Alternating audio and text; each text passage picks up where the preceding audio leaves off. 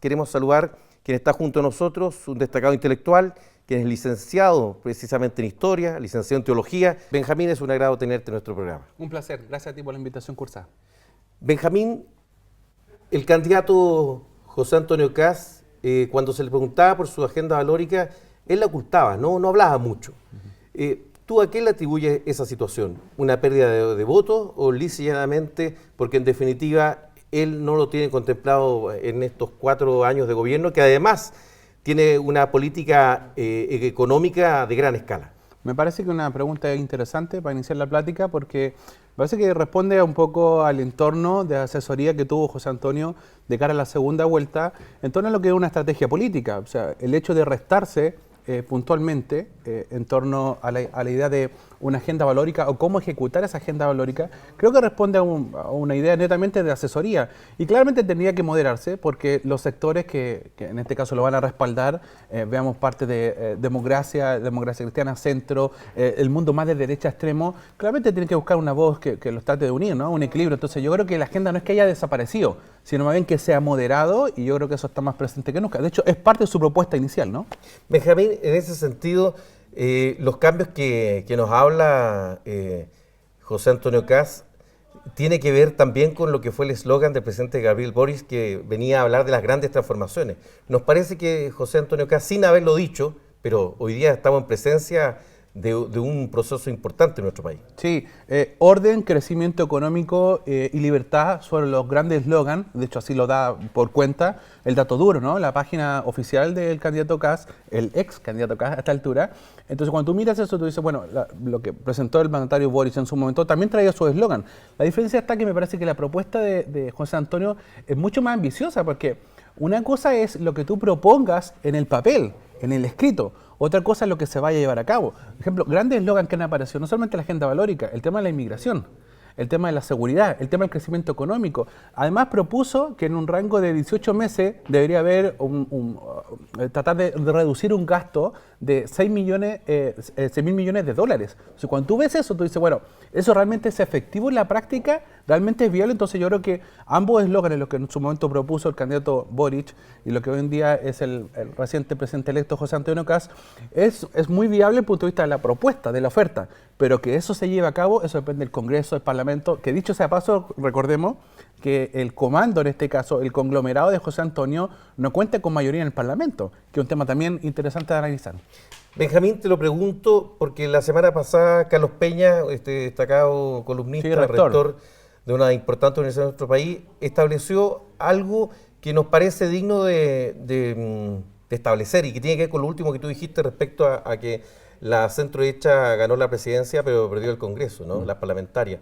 En ese sentido, ¿piensas tú que esta aplastante derrota de la derecha chilena responde a atributos propios o lo mal que lo hizo el gobierno de Gabriel Boric? No, yo creo que hay una mezcla, sin duda, y hay una cuestión aquí de filosofía política. O sea, dame un minuto para explicarte un detalle. Cuando tú ves las propuestas, responden a sectores políticos distintos. En este caso, lo del presidente Boric y en este caso, lo de José Antonio Kast. El tema está en que José Antonio Kast, él dice, primero, que se iba a retirar del Partido Republicano una vez que fuera electo como presidente para responder a toda la derecha, ¿no? O sea, tratar de unir todas las voces propiamente tal. Pero si tú ves eso, uno mira y uno dice, bueno, primero, ¿qué tipo de liberalismo tiene José Antonio Kast? ¿Un liberalismo solo en materia valórica? ¿Un liberalismo en materia económica, política? Los dos, yo creo que eso va a permitir, si la derecha se une o tal vez se fragmente mucho más de lo que está hoy en día. Benjamín, te lo quiero preguntar en tu calidad de experto en materia de teología. Una de las evoluciones importantes que ha tenido el mundo tiene que ver con la separación del Estado en torno a la religión. Y dentro de eso tiene que ver con que se ha demostrado, ¿no?, que la evolución que ha tenido la sociedad tiene que ver cuando los Estados se presentan de forma laica. Dentro de eso, ¿consideras tú que, José Antonio Kast, el hecho de instalar elementos tan drásticos, ¿no?, puede generarle una pérdida de popularidad, la cual le lleve a soterrar lo que es este caso, esta aplastante victoria. Sí, o sea, la misma gente que lo escogió, o sea, partamos por algo, del grueso de la población, ese 60%, casi 60% que uno podría ver, en teoría, ¿no?, que lo escogió a José Antonio, no es precisamente el 60% total de la población, el 60% de la gente que sufragó. Eso es interesante señalar. O sea, en ningún caso es como que el 60% del país escogió al candidato Kast en su momento. Eso es lo primero. En ese sentido, me parece que los preceptos valóricos que conlleva o que abraza José Antonio, primero señalar que responde a un movimiento al cual él pertenece, el movimiento Schoenstatt, ¿no? 1914, inicio, el contexto de la Guerra Mundial. Entonces, es un movimiento conservador, de derecha, un segmento bastante rígido, ¿no?, en concepción ideológica. Y me parece que eso va a estar presente en la agenda que quiera tener José Antonio. Benjamín, te lo pregunto derechamente, en tu expertise, ¿qué va a hacer prevalecer más José Antonio Kast? ¿Será alguien de derecha o un tipo conservador? Yo creo que, a mi juicio, ¿no?, a mi juicio, bajo mi lectura intelectual, yo creo que el hecho de ser conservador, yo creo que eso le pesa. O sea, veamos, hace pocos días se reunió con Chomalí, y Chomalí dijo, ejemplo, que por ningún caso aborto libre, por ningún caso eutanasia. O sea, está diciendo algo alguien que no es meramente cualquier persona, es un representante de la Iglesia. Entonces, ¿qué más le interesa a José Antonio, creo yo? ¿El ser un político liberal de derecha o ser un conservador? Yo creo que tiene mucho apoyo del mundo militar, de la Iglesia, y yo creo que responde mucho su tinte al mundo conservador. Yo creo que eso le importa mucho al final del día. Benjamín, te quiero hacer una pregunta que ha salido a la luz pública hace un par de días atrás y tiene que ver del hermano de José Antonio Kast, que es Hans Kast, sí, quien fue uno de los principales sacerdotes en denunciar en primera instancia a Caradima. ¿Ese hecho piensas tú que hoy día viene a marcar algo en su gestión? ¿Tiene que ver algo lo que hizo su hermano con el ejercicio de ir en busca de la verdad, de ir en torno a poder revelar situaciones que afectan a la sociedad chilena? Sí, no, yo creo que esas cosas que son ¿Le suma en la práctica, crees tú que al dar a conocer este hecho, le suma a él, a su popularidad, de pasar de ser candidato electo a ser un estadista? Sí, yo creo que esas cosas, siempre los coletazos que están en torno a la familia, no son cosas que al final del día decidan como si la gente aprueba más la ciudadanía o lo aprueba menos. O sea, bajo ese criterio yo creo que son cosas que podríamos considerar como un elemento que suma o como un elemento que resta. Yo creo que eso se lo dejaría más bien al espacio de la gente que lo asesora. En lo personal, yo creo que la gente al final del día lo va a juzgar por la propuesta y la oferta que él puso sobre la mesa. Se promete mucho, hay mucha esperanza en torno al gobierno de Kast, por un sector de la población, no por todo, no por un sector. Entonces yo creo que al final no es por las cosas que pasan en torno a su familia o las decisiones que pasen en torno a las cosas de la gente que lo rodea, sino más bien qué tanto lo que propuso en el papel se va a llevar a cabo en la práctica. Yo creo que por eso es lo que lo van a juzgar. Benjamín, brevemente, llegando a la parte final de esta conversación, uno de los procesos más importantes de la humanidad fue el Renacimiento, ¿no? La época de las luces, el antropocentrismo. ¿Piensas tú que el hombre es el centro del universo?